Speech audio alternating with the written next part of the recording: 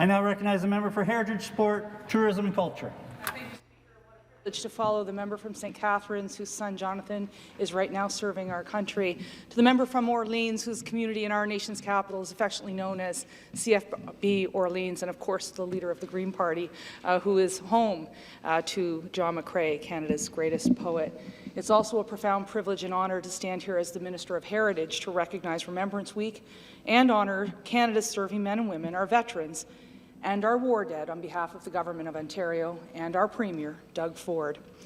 I often think when I'm in this chamber of my own grandfather, Alex Stewart, whose three brothers, my great-uncles, and whose father, my great-grandfather, all together enlisted to fight for the Dominion and our allies in World War II, three of whom came back.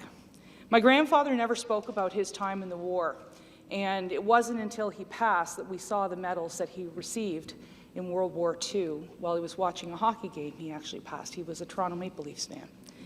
We didn't know that he, after securing victory in Europe, offered to enlist against Imperial Japan. My partner of 20 years, Joe Varner, was a West Nova Scotia Regiment infantry officer. After retirement, he served as Director of Policy to the Minister of National Defence and toured Afghanistan twice, non-combat. One of the things I would remember when he would come back from Afghanistan is him telling us stories about how young little girls were going to school. Our daughter was only 7 at the time.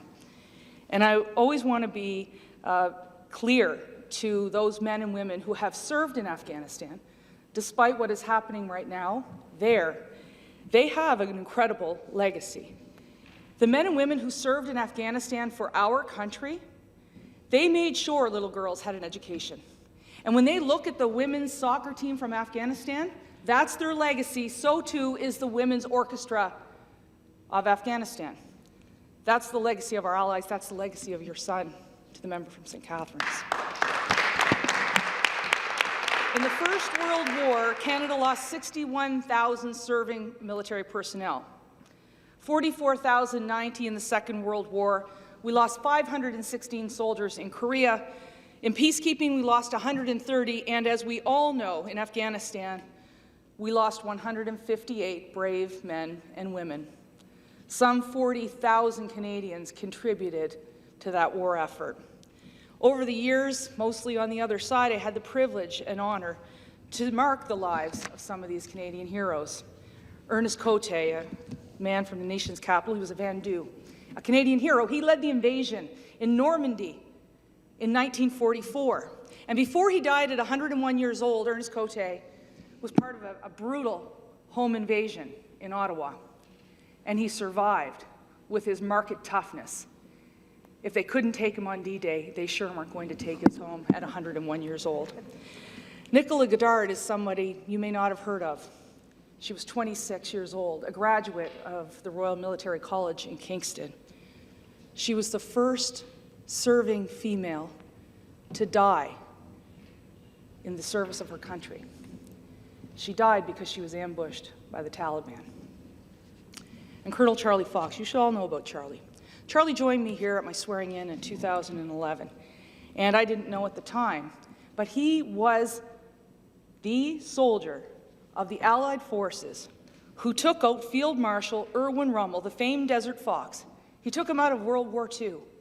And when he came home, a mother who was in grief looked at him and said, "Why did you survive and not my son?" That haunted Charlie until the day he died. But in 2008, he decided to tell more stories, and he wrote a book, Why Not Me?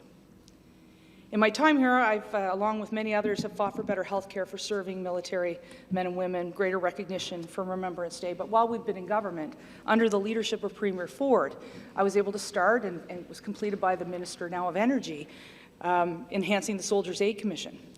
We've ensured that poppies are allowed in the workplace. We've completed Ontario's Afghanistan War Memorial. The Ontario Trillium Foundation has opened up in order to support our legions during this pandemic. And we're also committed to funding the Ontario Valour Games, which is a made-in-Canada, made-for-Canadian soldiers legacy of the Invictus Games. I'm proud to work alongside the Minister of Municipal Affairs and Housing for the first transitional housing units in terms of tiny homes that will take place in Kingston. And of course, the Minister of Labour, who's working extremely hard in ensuring that our retiring men and women, new veterans, are able to work and find meaningful employment through helmets to hard hats. As Ontarians, we all have an obligation to observe and recognize Remembrance Day because of the sacrifices of those who fought to preserve and protect our rights and freedoms. And this year, after 20 long months of public health restrictions and stay-at-home orders, we're finally able to visit cenotaphs across our great province. And I encourage not just all members, but all Ontarians to go out and mark our respects and say thank you. It's why I've instructed the Ontario Heritage Trust, one of our agencies, to mark our military history. It is a military history that is so entwined with the history of our great province as to be inseparable to our development. Should you doubt my words, just walk along the halls here at Queen's Park and see the men and women who have medals on or the inscriptions of our names in the halls. They were there in order to preserve and protect us during freedom, is what we are all here to do. But many of them also gave to service. That is our legacy. Ontario was also the battleground for British North America's War of 1812. From the St. Lawrence Seaway to the Great Lakes, history comes alive in places like Queenston, Chrysler's Farm, here at York, Stony Creek, and Lundy's Lane, and many, many others. And heck, Speaker, downstairs, the First Mace has a military history to tell itself. At a time when we speak of reconciliation, we should be reminded of General Sir Isaac Brock, the hero of Queenston Heights, and Tecumseh, the Shawnee chief and warrior. They were more than just comrades in arms. They were friends. They were like brothers. Laura Secord, whose portrait is here, shared great ideas and an opportunity to serve and protect our Canadian soldiers. And we had an all-black company, the so-called Black Corps of freed slaves, who fought alongside our Indigenous peoples as well as the British. Much of these sites are preserved by my ministry through iconic agencies like the St. Lawrence Parks Commission, the Niagara Parks Commission, and of course the Heritage Trust. In Nepean, where I represent, we have a school named for Lieutenant Colonel Dr. John McCrae. Every year we have our remembrance service there, and John McCrae, of course, is from Guelph, and as we all know, is our greatest poet, and certainly our greatest war poet. He penned in Flanders Field, and he left Canadians, and in particular Canadian youth, with one challenge, posthumously. He says to us, "To you from failing hands we throw, the torch be yours, to hold it high." And even in our darkest moments, we try to live up and keep that solemn charge. In the morning, we will remember them. First poppies in Canada were made in the home of Lillian Freeman in Ottawa. And what it was her home is now the Army Officers' Mess. And it started in 1921, 100 years ago. Lillian was a prominent member of Ottawa's Jewish community. She was known at home as the Poppy Lady. In 2008, the Government of Canada recognized her as a National Historic Person. In 1934, she was awarded the Order of the British Empire, but when she died in 1940 in the nation's capital, her casket was filled with poppies. In our own hallowed halls at Queen's Park lay a plaque in memory of the No. 2 Construction Battalion, the first black battalion in our country. It was actually founded in my hometown of Pictou County, Nova Scotia, but it was comprised of people from all over this country, including Lionel Ethelbert Cross, who was also regarded as one of Toronto's best lawyers. And according to Veterans Canada, by World War II, at least 3,000 Indigenous members, including 72 women, enlisted, although I believe that number is much higher, and we should all celebrate Brigadier Olivier Milton Martin from the Six Nations Grand River Reserve.